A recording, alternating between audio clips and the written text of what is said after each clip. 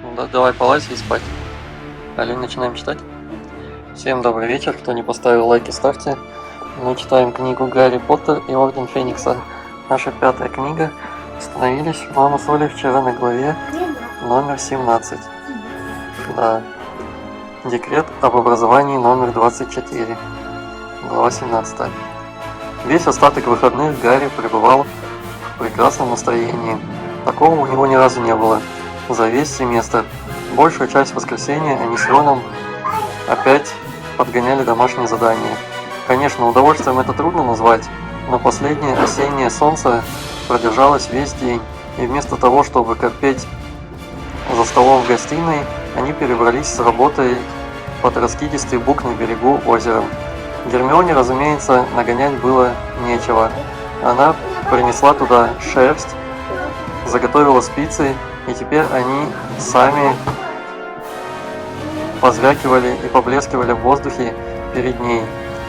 Изготовляются новые носки и шарфики. Спокойной ночи. Спокойной ночи. Все, лайки ставьте, ложитесь и книгу слушайте. При мысли, что они затеют бунт против Амбридж и министерства, что у него в этом главная роль, Гарри испытывал громадное удовлетворение. То и дело вспоминалась субботняя сходка. Столько ребят хочет учиться у него защите от темных искусств, и с какими лицами они слушали разговоры о его схватках, и Джоу похвалила его поведение на турнире 3 волшебников. Сознание, что эти люди считают его не вруном и психом, а человеком, заслуживающим уважения, вселило такую бодрость, что далее в понедельник утром, несмотря на перспективу самых нелюбимых занятий, он проснулся в отличном настроении. Они с Роном спустились из спальни, обсуждая предложенную Анджелиной новую фигуру пилотажа – вялый кистевой крен, который предстояло отрабатывать вечером на тренировке. И только на середине залитой солнцем гостиной заметили новый предмет. Вокруг него стояла кучка учеников. К доске объявлений был прилеплен большой лист, закрывавший собой все остальные. Списки предлагаемых подержанных книг по чарам, регулярные напоминания Аргуса Филча о правилах школы, расписание тренировок по квиддичу, предложение об обмене карточками от шоколадных лягушек, последнее объявление контрольных, даты вылазок в Хогсмит и объявление о потерянных и найденных вещах.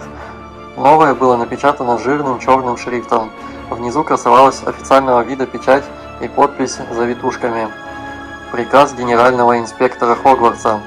Все ученические организации, общества, команды, кружки и клубы настоящим упраздняются. Организацией, обществом, командой, кружком и клубом считается регулярно собирающаяся группа из 3 и более учеников. За разрешением на реорганизацию обращаться к генеральному инспектору, профессору Амбридж. Никакие организации, общества, команды, кружки и клубы учеников не могут существовать без ведома и санкций генерального инспектора. Всякий ученик, увлеченный в принадлежности к организации, обществу, команде, кружку или клубу, несанкционированным генеральным инспектором, будет исключен. Основанием настоящего приказа является декрет об образовании номер 24, подписанным Долорес Джейн Амбридж, генеральный инспектор. Гарри и Рон прочли объявление, стоя позади кучки озадаченных второкурсников. «Значит, закроют клуб «Плюй камни»?» – спросил один другого. «Думаю, с вашими плюй-камешками обойдется», – мрачно заметил Рон, отчего второкурсник вздрогнул и устремился прочь. «А нам, похоже, не так повезет. А, Гарри?» Гарри перечитывал приказ. От радости, переполнявшей его, не осталось и следа. В нем закипал гнев. Это не случайное совпадение. Руки у него сами собой сжались в кулаки. Она пронюхала. «Да как?» – возразил Рон. «Нас слышали в баре. Если честно, знаем, разве скольким из пришедших можно доверять? Любой мог побежать с доносом в Камбридж». Он-то думал, ему верят, им восхищаются. «Захария Смит», – выпалил Рон, стукнув кулаком о ладонь. «Или этот скользкий тип, Майкл Корнер?» А Гермиона видела? Гарри оглянулся на дверь в девичьей спальне. Надо ей сказать. Рон бросился к двери и стал подниматься по винтовой лестнице. Когда он достиг 6-й ступеньки, раздался громкий вой, будто клаксона, и лестница слилась в гладкий каменный скат. В какую-то секунду Рон еще пытался бежать вверх, размахивая руками, как ветряная мельница, но повалился и съехал вниз под ноги Гарри. «Кажется, нам нельзя к девочкам в спальню», — сказал Гарри, помогая ему встать и с трудом удерживаясь от смеха. По каменному желобу с радостным хохотом скатились 2 четверокурсницы. Они вскочили на ноги и уставились на Гарри и Рона. «О, кто это к нам прорвался?» «Я», — сказал взъерошенный Рон. «Кто бы мог подумать?» «Это несправедливо», — обратился Рон к Гарри. «Гермионе к нам в спальню можно, а нам почему-то нельзя». «Это старинное правило», — сообщила Гермиона, плавно съехав на коврик перед ними и поднимаясь на ноги. В истории Хогвартса сказано: «Основатели посчитали, что мальчики менее порядочны, чем девочки. А зачем вам туда понадобилось?» «К тебе. Посмотри на это», — сказал Рон, увлекая ее к доске объявлений. Гермиона скользнула взглядом по приказу, лицо у нее стало каменным. «Как-то ей кто-то ей сболтнул», — сердито сказал Рон. «Никто не мог», — тихо ответила она. «Не будь наивной, если ты такая порядочная, это не значит, что все. Не могли они, потому что я заколдовала пергамент с подписями», — угрюмо настаивала Гермиона. «Будь спокоен, если кто-то донес Амбридж, мы точно узнаем, кто, и он сильно об этом пожалеет». «А что ему сделается?» — заинтересовался Рон. «Ну, скажем так, прыщи Элойзы, Миджин покажутся рядом с ним милыми веснушками. Пошли завтракать и посмотрим, что остальные думают. Интересно, это на всех факультетах развесили?» Как только они вошли в большой зал, стало ясно, что приказ появился не только в башне Гриффиндора. Возбужденные разговоры больше обычного суеты и хождения вдоль столов. Все обсуждают прочитанное. Гарри, Рон и Гермиона едва сели за стол, как на них накинулись Невилл, Дин, Фред, Джордж и Джинни. «Вы видали? Думаете, она узнала? Что будем делать?» Все смотрели на Гарри, он огляделся. Нет ли поблизости преподавателей? «Мы все равно это сделаем», – тихо сказал он. «Я знал, что ты так скажешь». Сияющий Джордж хлопнул его по плечу. «Староста с нами?» – сказал Фред, насмешливо глядя на Рона и Гермиону. «Разумеется, холодно», – ответила она. Рон оглянулся. «Вон идет Эрни с Ханной Аббот, и эти из Коктервана, и Смит, и никто вроде не пятнистый». Вид у Гермионы был встревоженный. «Это ничего не значит. Идиоты не пойдут сюда. Побоятся вызвать подозрения. Сядьте», – выговорила она одними губами и замахала рукой, показывая, чтобы они вернулись за стол Коктервана. «Потом поговорим с вами, потом». «Я скажу Майклу», – засуетила Джинни и вскочила со скамьи. «Вот дурак, честное слово». Она устремилась к столу Коктервана, Гарри смотрел ей вслед. Джоу сидела неподалеку и разговаривала с кудрявой подругой, которую привела в кабанью голову. Придет ли она на следующее собрание или испугается приказа, но вся злодейская сила приказа открывалась им только тогда, когда они пошли из большого зала на историю магии. «Гарри, Рон!» К ним бежал с отчаянным видом Анджелина. «Все нормально?» – тихо сказал ей Гарри, когда она приблизилась. «Мы не раздумали. Вы понимаете, что к Квиддичу это тоже относится? Мы должны идти к ней и согласовывать состав команды Гриффиндора». «Что?» – сказал Гарри. «Ты шутишь?» – ужаснулся Рон. «Вы же читали приказ, там написано «команды». Слушай, Гарри, последний раз тебя прошу. Пожалуйста, пожалуйста, не задирайся с Амбридж, иначе она вообще не даст нам играть». «Хорошо, хорошо», – сказал Гарри, потому что Анджелина чуть не плакала. «Не беспокойся, я буду держать себя в руках». «Амбридж сегодня на истории магии», – хмуро сказал Рон. «Она еще не инспектировала Бинса. Спорить могу, она уже там». Но он ошибся. Когда они вошли в класс, в классе был только профессор Бинс. Он по обыкновению парил в нескольких дюймах над своим креслом, готовясь продолжить нудную повесть о войнах с великанами. Гарри даже не пытался следить за лекцией, что-то рисовал на пергаменте, не обращая внимания на грозные возгласы Гермионы, толкавшие его в бок, пока один особенно болезненный толчок не вынудил его поднять глаза. «Что тебе недовольно?» – спросил он. Она показала на окно. Гарри обернулся.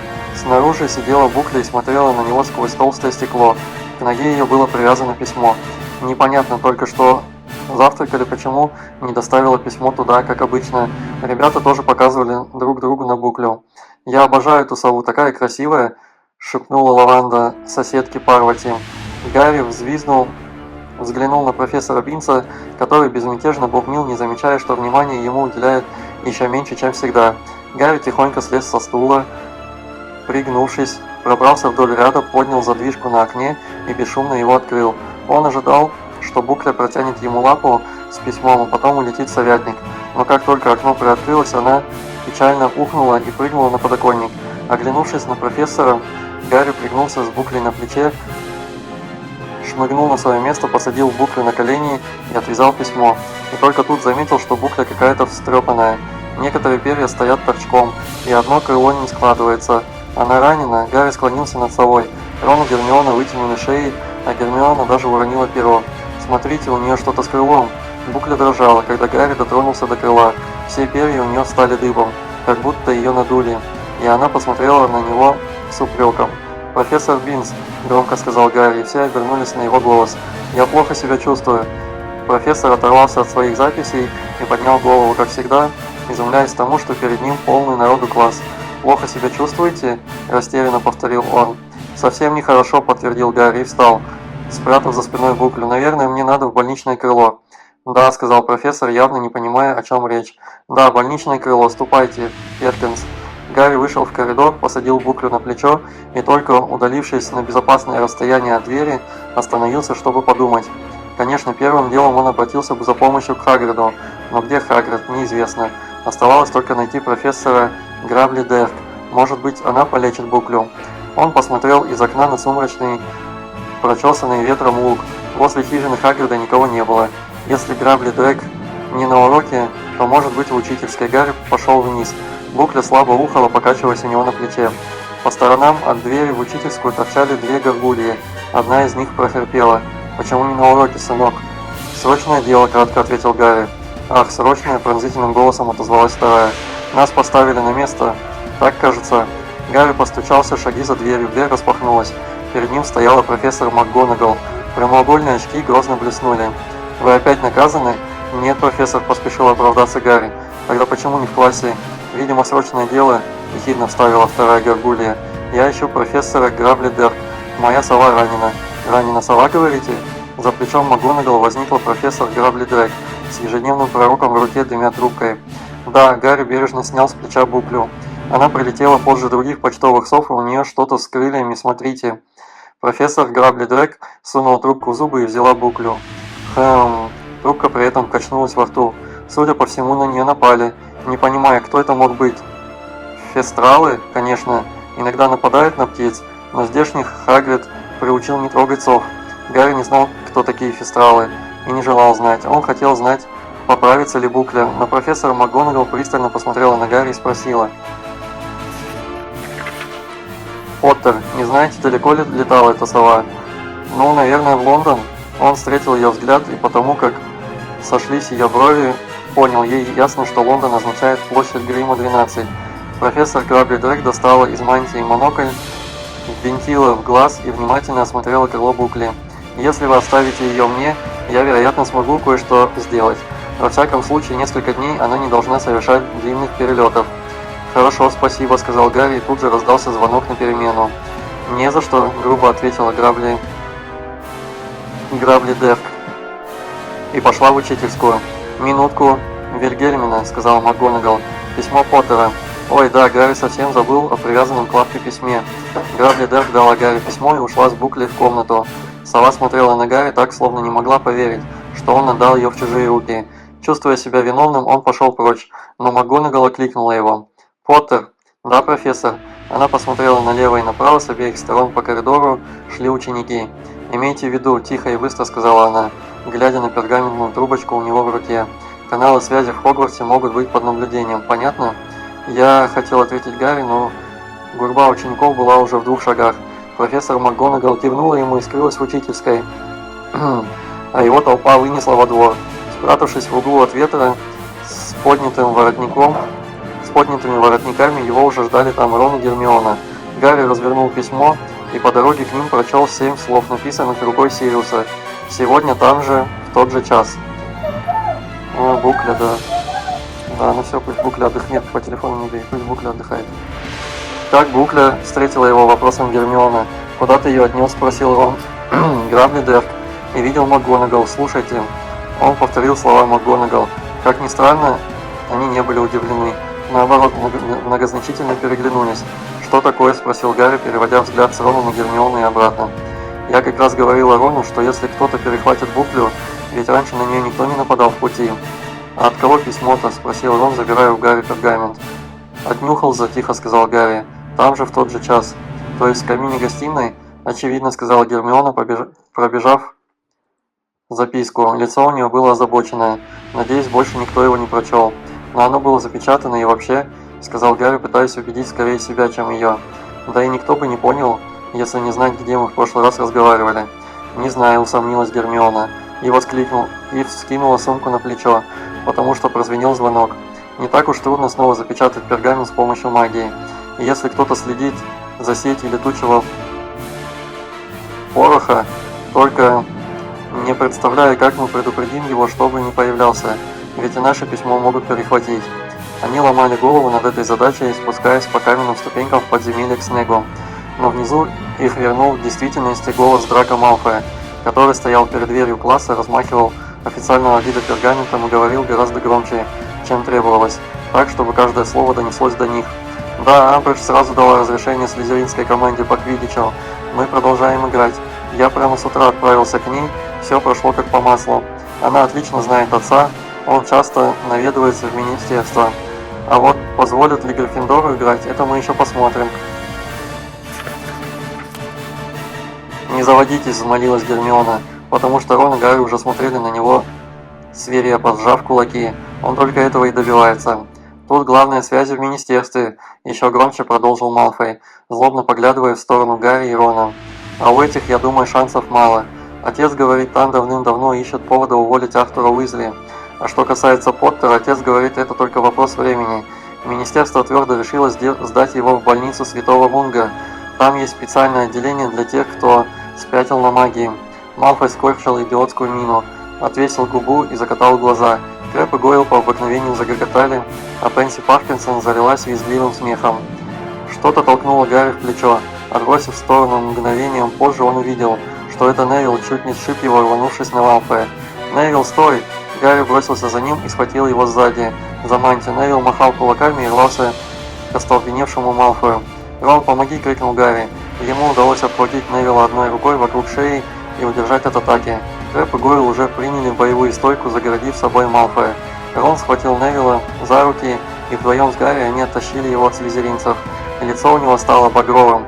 Рука на горле мешала говорить, но отдельные слова все же выскакивали. «Не смешно, не сметь! Мунга, покажу ему!» Дверь класса открылась, появился Снег. Его черные глаза обежали цепочку гриффиндорцев и остановились на Гарри и Роне, сдерживавших Невилла. «Поттер, Уизли, Долгопупс, Драко?» – раздался его холодный и надменный голос. 10 очков штрафа Гриффиндору. Отпустите Долгопупса, Поттер, или останетесь после уроков все в классе». Гарри опустил Невилла, тот пыхтел и испепелял его взглядом.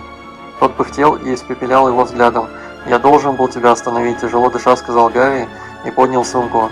«Крэб и Гойл оставили бы от тебя мокрое место». Невилл не ответил, только схватил сумку и вошел в класс. «Из-за чего скандал?» – протянул Рон. Гарри промолчал. Он знал, почему так болезнен для Невилла любой разговор о людях, помещенных в больницу Святого Мунга. Ну здорово. Из-за магических повреждений мозга поклялся Дамблдор не выдавать секрет Долгопупса. Даже Невилл не подозревал, что ему об этом известно. Гарри, Рон и Гермиона знали свои привычные места в заднем ряду, достали пергамент, перья и книги. 1000 магических трав и грибов. В классе шепотом обсуждали выходку Невилла, но когда Снег с громким стуком захлопнул дверь, все разом смолкли. «Прошу заметить, у нас сегодня гость», – с обычной презрительной интонацией обратился к ним Снег. Он показал на темный угол подземелья, и Гарри увидел Амбридж с блокнотом на коленях. Подняв брови, он искоса взглянул на друзей. Снег и Амбридж – самые ненавистные учителя, и даже трудно решить, кому он желает больших неприятностей от этой встречи. Сегодня мы продолжим работу над укрепляющим раствором. Ваши смеси вы найдете в том же состоянии, в каком оставили их на прошлом уроке. Если они были составлены правильно, то за выходные дни созрели. Инструкции он указал палочкой на доске. Выполняйте. Первые полчаса Амбридж только писала в блокноте. Гарри было любопытно, как она станет допрашивать Снега. Настолько любопытно, что он опять невнимательно отнесся к зелью. «Саламандрову кровь, Гарри!» – застонала Гермиона, схватив его за руку, чтобы он в третий раз не налил неправильный ингредиент. «Не гранатовый сок!» «Угу!» – рассеянно отозвался Гарри, продолжая наблюдение за углом. Амбридж как раз встала и направилась между рядами столов к Снегу, склонившемуся над котлом Дина Томаса. «Что ж, для своего уровня класс, кажется, неплохо подготовлен, хотя не уверена, что ему стоит работать над третьим зельем, как укрепляющий раствор. Думаю, министерство предпочло бы исключить его из курса». Снег медленно выпрямился и повернул к ней голову. «Как долго вы преподаете в Хогвартсе?» – спросила она, занеся перо над блокнотом. 14 лет. Лицо Снега было непроницаемо. Гарри продолжал следить за ним, добавил несколько капель зелья. Оно угрожающе зашипело и из бирюзового превратилось в оранжевое. «Сначала, кажется, вы подавали на должность преподавателя защиты от темных искусств?» «Да», – тихо ответил Снег. «Но безуспешно». Снег скривил губы. «Как видите». Она записала в блокнот. «И после поступления в Хогвартс регулярно предлагали себя на эту должность, не так ли?» «Да», – Снег едва шевельнул губами. Он был очень сердит. «Не представляете себе, почему Дамблдор вам упорно отказывал в этом?» «Вам лучше спросить у него», – буркнул Снег. «Неприменимо», – сказала она со сладкой улыбкой. «Полагаю, это имеет отношение к делу?» «Прямое», – сказала профессор Амбридж. «Министерство желает досконально знать послужной список преподавателей». Она отошла к Пенси Паркинсон и стала расспрашивать ее о занятиях. Снег оглянулся на Гарри, и глаза их встретились. Гарри сразу опустил взгляд, его зелье противно свертывалось, издавая сильный запах сжженной резины. «Вновь без оценки, Поттер», – с удовольствием сказал Снег, и мановением волшебной палочки опорожнил его котел. «Напишите мне работу о правильном составе этого зелья, с указанием, где и почему вы ошиблись. Сдать на следующем уроке. Вам понятно?» «Да», – с яростью отозвался Гарри. Снег дал им задание на дом. Вечером у него тренировка по квиддичу, и это значит еще 2 ночи без сна. Он уже представить себе не мог, что проснулся утром в хорошем настроении. Теперь мечтал только об одном – поскорее бы закончился этот день. «Я, наверное, прогуляю прорицание», – уныло сказал он после обеда, когда они стояли во дворе, и ветер трепал их мантии и поля шляп. «Скажусь больным, а сам напишу для Снега, тогда не надо будет сидеть полночи. Тебе нельзя пропускать прорицание», – строго сказала Гермиона. «Кто бы говорил, ты сама ушла в прорицание, ненавидишь Трелони», – возмутился Рон. «Вопрос не в ненависти», – напыщенно изрекла она. «Просто я считаю ее отвратительным преподавателем и старой мошенницей. Но Гарри уже прогулял историю магии, и, по-моему, сегодня больше ничего пропускать нельзя». Замечание было справедливое, и получасом позже Гарри, злой на весь мир, занял свое место в душном, пропахшем благовониями кресле прорицаний. Профессор Трелони слово раздала оракул снов. Гарри подумал, что с гораздо большей пользой провел бы время, делая штрафную работу для Снега, вместо того, чтобы отыскивать смысл выдуманных снов. Однако, видимо, не он один пребывал в скверном настроении. Профессор Трелони шлепнула экземпляр оракула на стол между Роном и Гарри и отошла, поджав губы. Потом швырнула книгу Симусу и Дину, чуть не угодив первому в голову. А еще один экземпляр сунула Невиллу в грудь с такой силой, что он съехал с пуфика. «Продолжайте!» – выкрикнула она с надрывом. «Вам известно, что надо делать? Или я такой слабый учитель, что вы до сих пор не умеете раскрыть книгу?» Ребята недоуменно уставились на нее, потом друг на друга. Гарри же догадывался, в чем дело. Глаза у Трелони за толстыми очками были полны слез. И когда она стремительно вернулась к своему креслу с высокой спинкой, он наклонился к Рону и прошептал: «Наверное, получила результаты инспекции». «Профессор», робко произнесла Парвати Патил. Она и Лаванда восхищались профессором Трелони. «Профессор, что-то случилось?» «Случилось?» – дрожащим голосом выкрикнула та. «Разумеется, нет. Меня оскорбили, разумеется. На меня возводят наветы, предъявляют беспочвенные обвинения, а в остальном ничего не случилось. Ровно ничего». Она судорожно вздохнула, отвернулась от Парвати, и из-под очков заструились слезы. «Не буду говорить о 16 годах беспочвенной службы. Очевидно, они прошли незамеченными. Но я не позволю себя оскорблять, не позволю».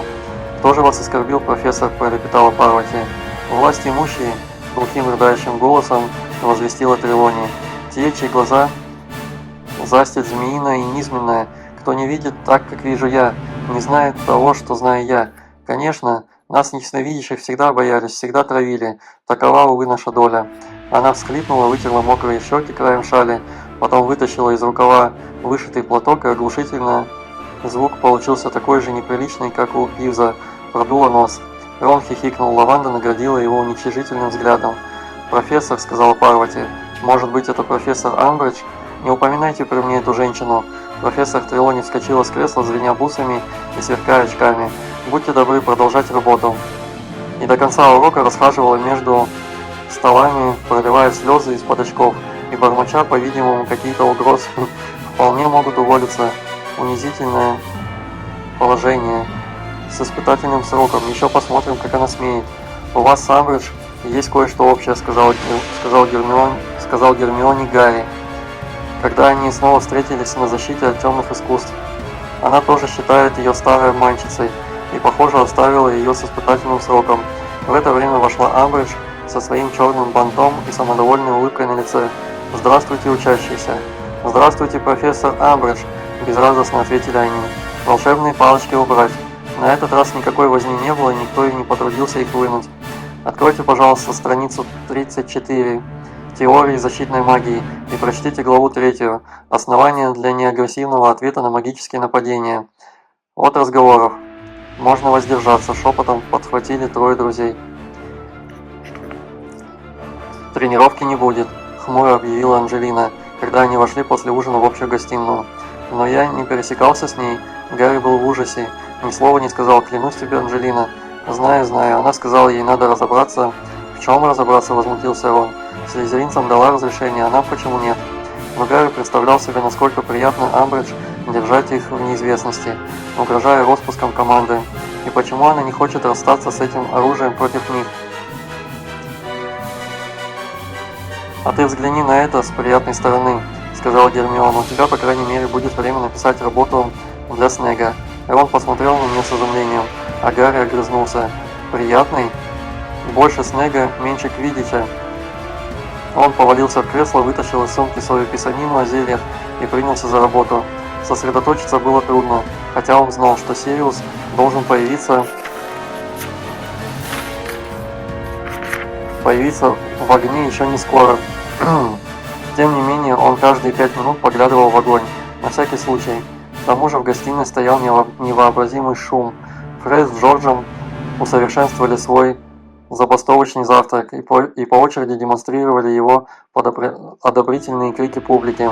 Сперва Фред откусывал от оранжевого конца батончика, после чего картинно блевал в принесенное ведро, затем кусал с темно-красного конца, и рвота мгновенно прекращалась. Ли Джордан, ассистировавший при показе, каждый раз лениво убирал рвоту с помощью того же заклятия исчезновения, которое применял Снег к зельям Гарри. Регулярные звуки рвоты, веселые выкрики зрителей, заказывающих Фреду и Джорджу новинку, все это сильно мешало Гарри восстановить в памяти правильный состав укрепляющего раствора. От Гермионы тоже было мало помощи. При звуках льющейся в ведро массы она всякий раз брезгливо и громко шмыгала носом, и почему-то это тоже действовало Гарри на нервы. «Так пойди и прекрати это», — не выдержал он, в 4-й раз зачеркивая неправильно указанную весовую долю молотых когтей Грифона. «Не могу, формально они все делают правильно», — процедила она сквозь зубы. «Они вправе есть любую пакость, и я не знаю правила, запрещающего идиотам ее покупать, если не доказана ее опасность, чего в данном случае, кажется, нет. Не понимаю, почему Фред и Джордж сдали только по 3 СОВ», — сказал Гарри, наблюдая, как они с Джорджем собирают золото с довольных покупателей. «Они мастера своего дела, мастера эффективных штучек, от которых никакой пользы», — отрезала Гермиона. «Никакой пользы?» — звенящим голосом переспросил Рон. «Они заработали 26 галеонов». Толпа вокруг близнецов Уизли рассеялась не сразу. Потом они втроем с Ли Джорданом считали выручку, так что гостиная опустела только за полночь. Фред хвастливо встряхивал коробку с монетами к недовольству Гермионы. Наконец закрыл дверь в мужские спальни. Гарри, очень мало продвинувшийся в своей работе, решил на сегодня закончить. Когда он складывал книги Рон, дремавший в кресле, тихонько замычал, проснулся и с трудом, разлепив глаза, посмотрел на камин. «Сириус», — сказал он. Гарри резко обернулся и увидел в окне лохматую голову Сириуса. «Привет», — с улыбкой сказал Сириус. «Привет», — откликнулись они хором и опустились на колени перед камином. Живоглот громко мурлыкнул. Подошел к камину и, несмотря на жар, сунулся мордой к Сириусу. «Как жизнь?» — сказал Сириус. «Не очень», — сказал Гарри, а Гермиона потянула Живоглота назад, чтобы он не спалил усы. Министерство издало еще один декрет, и теперь ни команды по квиддичу, ни кружка по защите от темных искусств, подхватил Сириус. «Пауза. Как ты узнал?» – изумился Гарри. «Надо умнее выбирать места для встречи», – с широкой улыбкой ответил Крестный. «Кабанья голова, видите ли? Но лучше же, чем в 3 метлах», – возразила Гермиона. «Там всегда полно народа, значит меньше шансов, что вас подслушают. Тебе еще учиться и учиться, Гермиона». «Кто нас подслушал?» – спросил Гарри. «Наземникус, кто же еще?» Все трое разинули рты, и Сириус засмеялся. Это он был колдуньей в вуале. «Наземникус?» Гарри не верил своим ушам. «Что он делал в кабаньей голове?» «Ну что он мог делать, по-твоему?» – сказал Сириус. «За тобой наблюдал, конечно. За мной до сих пор следят?» – рассердился Гарри. «Да, следят, и отнюдь не напрасно, раз ты не придумал ничего лучше, чем собрать нелегальный кружок по защите». Но он явно не был сердит или обеспокоен. Наоборот, смотрел на Гарри с гордостью. «А почему Назем от нас прятался?» – разочарованно спросил Рон. «Мы были бы рады ему». «Отлучен от кабаньей головы 20 лет назад», – объяснил Сириус. «А у этого бармена хорошая память. Мы лишились Грюмовой мантии-невидимки, когда арестовали Стерджиса. Так что последнее время Назем часто наряжается ведьмой. Впрочем, первое дело к тебе, Рон. Я поклялся передать тебе материнский наказ». «Вон что», — сказал Рон, предчувствуя недоброе. Она сказала, ни в коем случае не участвовать в тайном кружке по защите от темных искусств.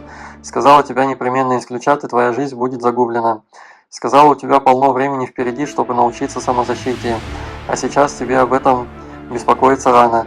Кроме того, он перевел взгляд на Гарри и Гермиону. Она советует Гарри и Гермионе не затевать это дело, хотя признает, что приказывать им не вправе. И поэтому просто просит помнить, что заботится только об их благе. Она все это написала бы, но сову могут перехватить, что грозит вам крупнейшими неприятностями. А сказать это лично не может. Сегодня она на дежурстве. «На каком дежурстве?» – удивился Рон. «Неважно, в Ордене. Так что на меня легла обязанность сообщить тебе это, а от тебя передать подтверждение, что тебе все сказано, потому что мне она, кажется, тоже не доверяет». Снова наступила пауза, в продолжении которой Живоглот, мяукая, пытаясь зацепить голову Сириуса, а Рон ковырял дырку в каминном коврике. «Так ты хочешь, чтобы я сказал, что не буду участвовать в кружке по защите?» – пробормотал он наконец. «Я? Конечно нет», – изумился Сириус. «По-моему, это чудесная мысль». «Правда?» – обрадовался Гарри. «Ну конечно, думаешь, мы с твоим папой распластались бы перед этой старой коргой Амбридж, но в прошлом семестре ты без конца твердил «не рискуй, будь осторожен». В прошлом году, Гарри, по всем признакам, кто-то в Хогвартсе замышлял тебя убить, уже с нетерпением отвечал Сириус. В этом году мы знаем, убить тебя хочет кое-что вне Хогвартса, поэтому считаю, что научиться самозащите мысль хорошая. А если нас исключат? Не без насмешки спросила Гермиона. «Гермиона?» – сказал Гарри. «Это же была твоя идея. Знаю, просто мне интересно, что думает Сириус. Но лучше вылететь отсюда, умея защищаться, чем смирно сидеть в школе беззащитным». «Золотые слова», – с энтузиазмом подтвердил Рон и Гарри. «Ну и как вы организуете группу, где собираетесь?» «В этом вся загвоздка», – сказал Гарри. «Не знаем, где встречаться. А если в визжащей хижине?» – предложил Сириус. «О, а это идея!» – воскликнул Рон. Но Гермиона скептически хмыкнула. Остальные трое, включая Сириуса, в огне повернули к ней головы. «Вас, Сириус,